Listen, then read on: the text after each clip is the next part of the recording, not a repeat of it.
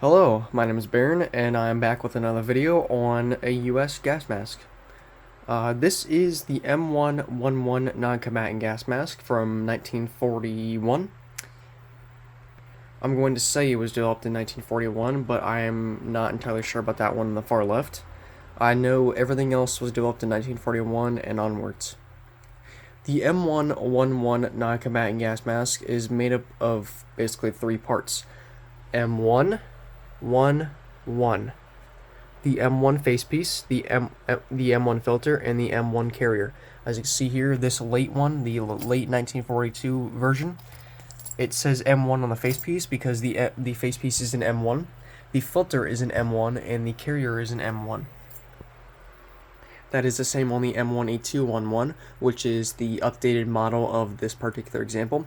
This is closest to the M1A211 because it uses a rubberized fabric facepiece. Well, not rubberized fabric. It is a rubber facepiece on the inside with a fabric in the middle of the rubber.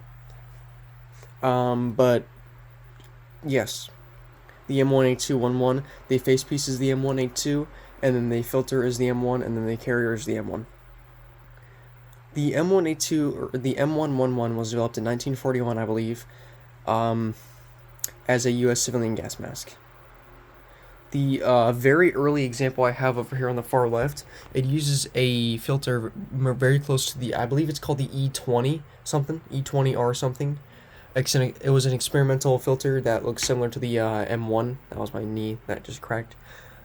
This one is painted brown, as much like the E20 filter. This one has the outlet valve kind of pulled off, and it has a instructions on the filter. There are no instructions on the actual standard M1 filter, on the M111, but on the M1A211 there is instructions on the filter, much like this. So it says this canister is for protection against chemical warfare agents only, dispersed in free air. To prevent eyepieces of mask from fogging, 1. Clean eyepieces with a soft cloth. 2. Rub a piece of slightly moist soap twice across the inside of each eyepiece. And then 3. Rub the deposited soap evenly over the eyepieces with a fingertip. This one is unfortunately quite crystallized. It looks crystallized, which is weird. Only in this eyepiece, though. This one's cracked a little bit. Every M111 I have here is a size large, which is strange because I've never seen a size small or a size medium. For this one, for the earlier one, the outlet valve for this did actually unfortunately come off. It came off during shipping out, I would say, or it was like off originally. I got this from Older Masks Are Best, this one and this one right here. That one on the far right over there. Far right. I got it from Pixar Productions 100. The rest of these I got from eBay. Unfortunately, also during shipping, this might have got jostled around, or I don't know, something happened, and this came off, unfortunately. I'll try to fix it with some fabric glue, but I'm not sure how well it's going to do. As you can see, this is quite bleached right here. The fabric is quite bleached as opposed to this. It will probably be the same color as this. But yeah, this is the earliest example of an M111 ever. You don't really see these that often. I'm not sure how many examples of this particular model there are still existing, but the reason you can tell this is an M1 filter is looking on the inside. I don't know if you can see that right there. Right there, it says M1. Let me turn the flash on really quickly. There we go, you see M1. And then there's a cork in there. Not entirely sure. Oh, it's lot something. It's a little rusty, unfortunately. And right here is where the it tore off a little bit. So I'll try to fix that when I get some glue today. Here's the little tiny remnants of the fabric head harness that was still on there. It was much bigger when it was in Caleb's gas masks video. He used to own this one, but it's much smaller now, and it's kind of ripping off.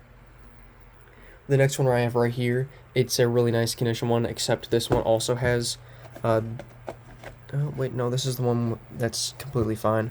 Yeah, this one's completely fine, I think. Yeah, it just has like a frayed M4 head harness. perfectly good condition filter. Every time these pop up on eBay, I pick them up.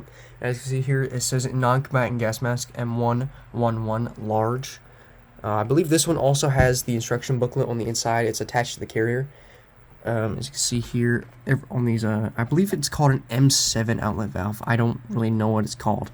Correct me if I'm wrong, but I would say M7. Eve Lot 1, May of 1941. So, before Pearl Harbor. This one's a little crunched up, and this is the one I was trying to talk about. This one also has the head harness kind of ripped off, unfortunately. A piece of the head harness buckle. It's like scrunched up. The filter is dented and has like lines around it for some reason. Not sure what that's about. These also have, every single one of these has a rubber band around the filter to keep the little middle piece in place or keep it from getting damaged. The head harness for this one is actually really nice condition. I'll get a better one to show you. But this one also has a carrier. A lot of these have carriers, except, those two over there and that one. This one actually has a box. This box contains one non-combatant gas mask M111 large. Eureka Vacuum Cleaner Company, July 28th, 1941. This box was made. Weight 2 pounds, lot 4. 1 maybe? I don't know. That's probably not even a 1. But as you can see, it's a little water damaged. Detroit Container Company. That's on all of these boxes, even the M1A211 boxes. But yeah. And then over here we have the worst condition M1, or the worst condition later fabric version of the M111. It's all crunched up and sort of mummified. The filter is sort of rusty and like gross. The rubber band is all cracking. Also, all these I believe say EV Lot 1. Yeah, EV Lot 1. That's my fan, if you couldn't tell. In the background.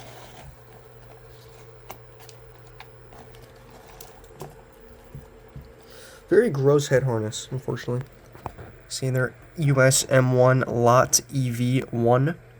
There's no cork in this one. I'll have to get, actually, I really need to get something put inside of there so it doesn't crunch in itself. And then the best condition M111 I have, the one from Pixel Productions 100 or Nick Sherman, has a perfectly intact rubber gasket right in there. There's a little bit of cracking on that, but it's not enough to tell. There's like a little stain right there. I'm not sure what that's about. Probably just the glue from when it was being manufactured. Lenses, discolored but perfect. EV Lot 1, more of that glue right there. And on the inside, I'm not going to show you the inside because it's filled with cotton. A little tiny bit of rust on the filter, but it's not enough to worry about it. Some yellow paint right there. Sort of weird. M7 outlet valve is sort of pushing in a little bit. I'm not sure what that's about. But again, you can see May of 1941. All of these are all the later fabric ones are dated May of 1941. Then you get to the last one I have, the later one, which has a much darker OD green M1 carrier. This is Lot 1 BK. It's weird because this one, the earliest one I have right here, like the early one, it says a lot. It just says Lot W131. Then the midlife ones, they say EV Lot. And then the late life ones, they say BK Lot 1. And all of these are from Lot 1. It's crazy that all of these are from Lot 1. And correct me if I'm wrong again if I'm saying this, but I learned this from another collector. I think it was Caleb. He said only around 50,000 of the M111 was produced during the entirety of the war. They were made like mid-life war or the mid-war era, so only around 50,000 were produced, and that's kind of a low number for gas masks, because I believe only around 50,000 invalid helmet gas masks from Britain and the United Kingdom were made, which is again a low number for gas masks, which is kind of crazy that I now own 1, 2, 3, 4, 5, 6 M111 non-combatant gas masks, and I do not intend to stop anytime soon. So I'm sorry if anybody wants an M111, but I have more than anybody in the entire community. More like in their collection at one time. But yes, OD green non-combatant gas mask M111 large. This is the same hue as the M1A211 carrier. Sometimes they get discolored and look like this, or they might have used this color. I'm not sure. I haven't had an unboxed M1A211 in quite some time. But here is the one that's closest to the M1A211, which it uses a rubber face piece, or like a rubber face piece in the middle, fabric in the middle, or rubber face piece in the inside, fabric in the middle, and then rubber face piece in the outside. It's a little crack. It's like a little like crunchy cracking in the inside. That might be just the fabric in the middle. See right there, a little tiny bit of fabric. But yeah, the inside. US M1 BK Lot 1. A little rusty around there, and you can see the bottom of the filter. Got some cotton in there. Not cotton, probably just looks like dryer lint. It's so weird. I will have to clean this a little bit more. I actually haven't gotten some silicone lubricant in there yet. But yeah, this never came with an M4 head harness, so I just use one of these with this. But again, size large, perfect condition filter. Oh, nice. Decent mask. It's just kind of insane that I own all these now. And I think this is done. I think this video is done. And I thank Callum for this, and I thank Nick for that one. I thank all these sellers on eBay for these three. So I guess this has been Baron from Baron's Military Masks, and I'll see you guys in the next video. Hopefully when I go over something better. See you guys.